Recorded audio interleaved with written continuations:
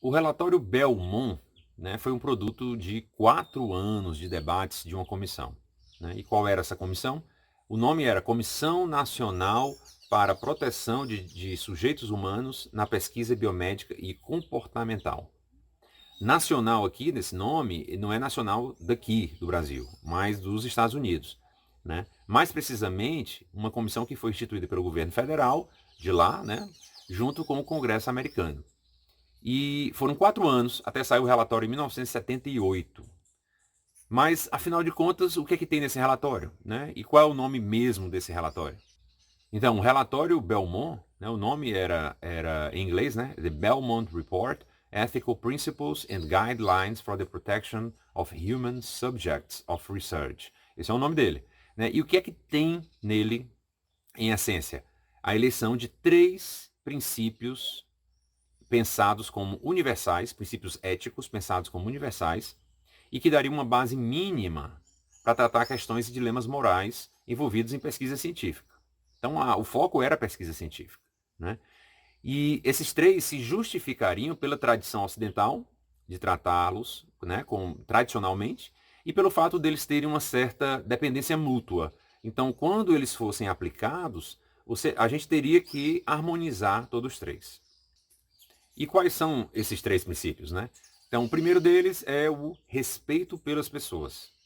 Significa o quê? Que cada pessoa é digna de respeito, é digna de reconhecimento, que possui autonomia para decidir o que lhe afeta sobre seus objetivos de vida.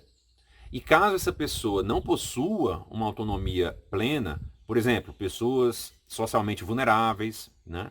Crianças, essa pessoa que não teria essa autonomia plena, ela precisa de proteção contra abusos, e isso faz parte desse princípio, respeito pelas pessoas. Ainda dentro desse princípio, só é possível uma decisão autônoma e livre se as informações forem claras e transparentes. Como é que eu vou poder decidir se eu não sei as informações da circunstância? Ou pelo menos as informações suficientes, né, para que eu possa fazer uma decisão realmente livre, tá? E ser respeitado como pessoa. Então isso remete diretamente aos consentimentos livres e esclarecidos.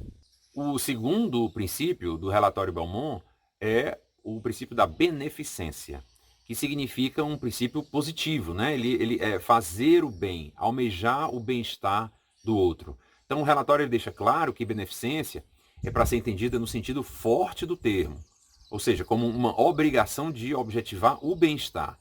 No sentido fraco, para fazer o contraponto, a beneficência muitas vezes é levada em consideração como se fosse uma caridade. Então, a beneficência em seu sentido forte, ele teria, sob esse princípio, 2 regras gerais que, em última análise, acarretam algum benefício, no final das contas. Primeira regra geral é não fazer o mal, famosa, né, famosa regra de não fazer o mal. E a segunda é maximizar possíveis benefícios e minimizar possíveis danos. Portanto, o princípio da beneficência incluiria a máxima hipocrática primo non nocere, que é primeiro não prejudicar. E o terceiro e último princípio do relatório Belmont é o da justiça, né? E quem deve receber os benefícios da pesquisa, quem deve arcar com os fardos da pesquisa, o que é merecido por quem e para quem? Basicamente é essa pergunta que a justiça teria que responder, né? Então, quem são os candidatos justos a participarem de uma pesquisa científica, né? Ou de um novo tratamento médico? Quem seria os justos participantes, né? O processo de seleção, ele foi justo dentro de uma pesquisa? Ou foi enviesado, ou foi manipulado? Né? Então, se uma pesquisa tiver sido feita com recursos públicos, né, resultando em novas tecnologias, novos dispositivos, esses produtos, eles não podem ser só para quem pode pagar. Ele teria que ser também oferecido para todo o público.